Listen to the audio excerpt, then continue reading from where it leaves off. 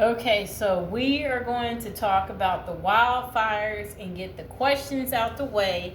So a lot of you want to know, have there been deaths and injuries as of Sunday evening? They said there's been at least 24 people who have died in the fires, according to the Los Angeles County officials. So the county medical examiner's office is still investigating the deaths. The department noted that it cannot confirm human remains until it processes them at the facility. It says at least 16 of the deaths were in the Eaton fire and 8 in the Palisades fire. Officials have said the medical examiner's office said it could take weeks to confirm the identities of those who passed. Officials were just beginning to access the areas for welfare checks and missing person reports on Thursday. And they warned that the death toll could grow. They said Los Angeles County Fire Chief Anthony Marone said a significant number of people who did not heed evacuation orders have been injured in the Palisades fire. He also said there have been significant injuries in the Eaton fire. Okay, so let's go back and talk about where these fires are, people. Okay, so it's so many different areas. Where are the fires? That's what you're thinking. Okay, so the Palisades fire erupted the morning of January 7th in the Pacific Palisades, a Los Angeles neighborhood east of Malibu, as a brush fire. The blaze had grown to more than 23,713 acres by Sunday night, according to California Department of Forestry and Fire Protection, known as CAL FIRE. It was 17% contained, and FireCal said the fire likely damaged or destroyed 5,316 structures. Okay, so here's another one. The Eaton fire. Okay, it ignited hours after the Palisades fire near a canyon in the sprawling National Forest lands north of downtown Los Angeles. It had exploded to 14,117 acres by and was 35% contained. By Tuesday, according to CAL FIRE, the agency said more than 7,800 structures were likely damaged or destroyed in the blaze. The next fire was the Hearst fire, which started on January 7th in Sylmar, a suburban neighborhood. I've actually been to that neighborhood, Sylmar. It's a suburban neighborhood north of San Fernando. As a brush fire, as of Tuesday night, it had expanded to 799 acres and was 97% contained, according to CAL FIRE.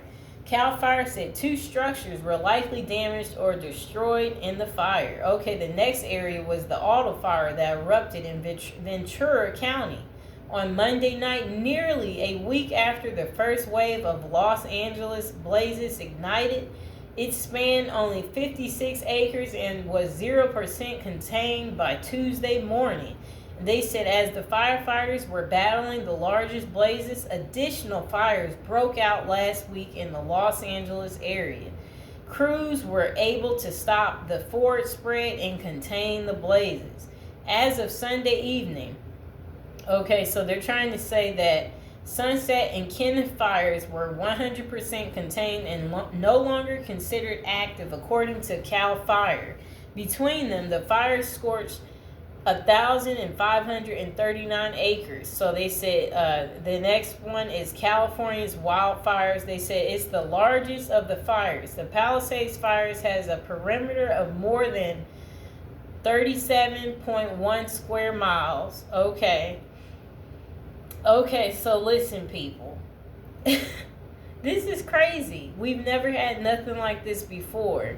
Comment below if you are worried at this point for California, because I'm worried. I'm wondering, are you worried? Because I'm worried, because the fact that we're still talking about this today, and this is long overdue. It should have been extinguished and been done.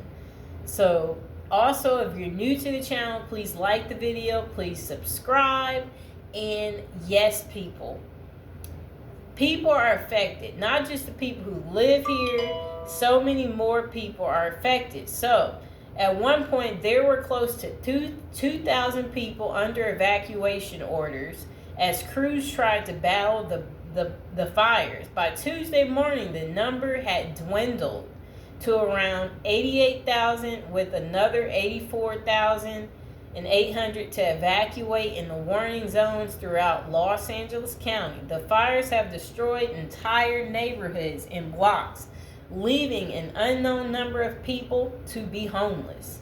Okay, look, people.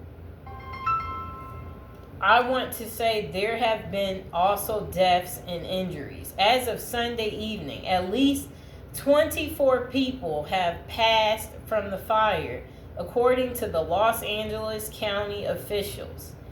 Are you guys in a safe area? I hope you are, because after we've talked about this is not something that any of us want to have to go through, if we don't have to go through it, of course. And also, I recommend for those of you who are in California to get to Vegas. Vegas is my home and is also now your home, okay? Vegas is going to be lots of things for you to do, lots of entertainment, where you don't have to worry about this stuff, okay? Now, I want to get back into talking about what we are talking about. Okay, so look. Now we're talking about what we know about LA area fires, what caused them, who's affected more. Okay, let's talk about these California wildfires, okay? So these fires are fueled by powerful winds and dry conditions. It's a series of ferocious wildfires that erupted the previous week and roared past, and across Los Angeles areas. Okay, so these powerful winds and dry conditions, they are what helped get this fire to keep going, people.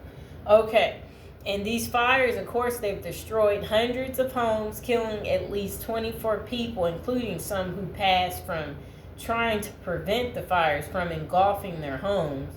Okay, so Los Angeles County fire officials said an untold number of significant injuries were linked to two of the fires, and a city official in Los Angeles describes the night of January 7th as one of the most devastating and terrifying that she had seen in her corner of the city. Okay, so this is looking worse and worse. The more information we get, the climate, they're like, this is what we know about the fires, people. Where are the fires?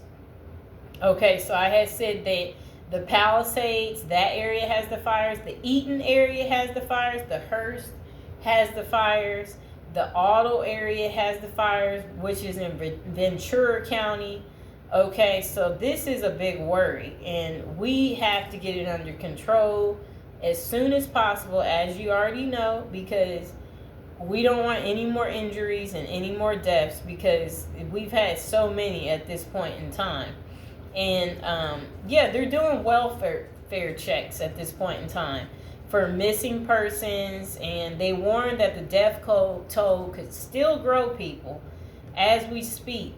Okay, because there's been a significant number of people who did not listen and do the evacuation orders, even though they've been injured in the Palisades fire.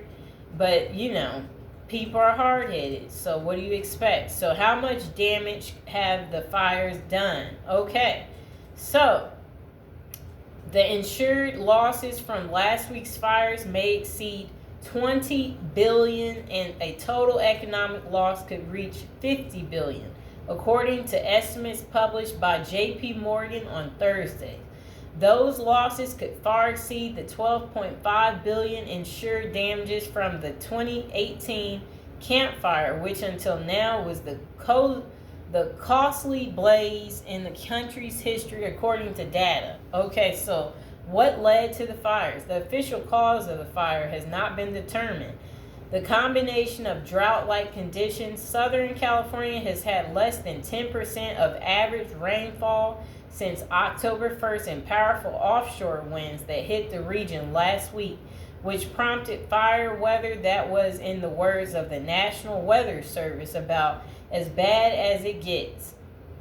Okay, so the agency issued a red flag warning indicating an increased risk for fire damage danger to 19 million people. Wind gusts toppling 70 miles per hour were recorded at several locations across the region. Swain pointed to the weather whiplash California has experienced in recent years, lurching between drought and heavy rainfall, and said such swings are a key element of the fire weather gripping the region. It's not just that drier conditions are perpetually more likely in a warm climate, he said, according to Inside Climate News. It's that they're trying to say something particularly is consequential for the wildfire risks in Southern California. I don't get what they're telling us. So when will the fire weather end? This is not weather, people. Come on. Okay, so they're saying that Santa Ana winds are forecast to last throughout Wednesday in part of Los Angeles and Ventura counties, with the potentially damaging gusts between early Tuesday and Wednesday morning, according to the National Weather Service. The winds are not expected to be as strong and destructive as last week's winds. That could, be the spread of the two biggest fires, but dangerous fire conditions are still present. The Weather Service has said the winds are expected to be the worst on Wednesday afternoon, and officials urge people to consider leaving when as evacuation warnings are going to be given, okay, rather than wait for a mandatory order. Okay, so they said red flag warning is in effect through Wednesday for much of Los Angeles and Ventura counties. Okay, people. So it's a lot to worry about. We will keep you guys in our prayers if you are watching from California, because we don't want to see anything happen to any of you guys. And we hope you get out in time and that they get all these fires under control, and that if you don't know where to go, again, I'm recommending my favorite city, Las Vegas, because it's the best city, okay? And you don't need to worry about these wildfires, okay? So please like the video and please subscribe.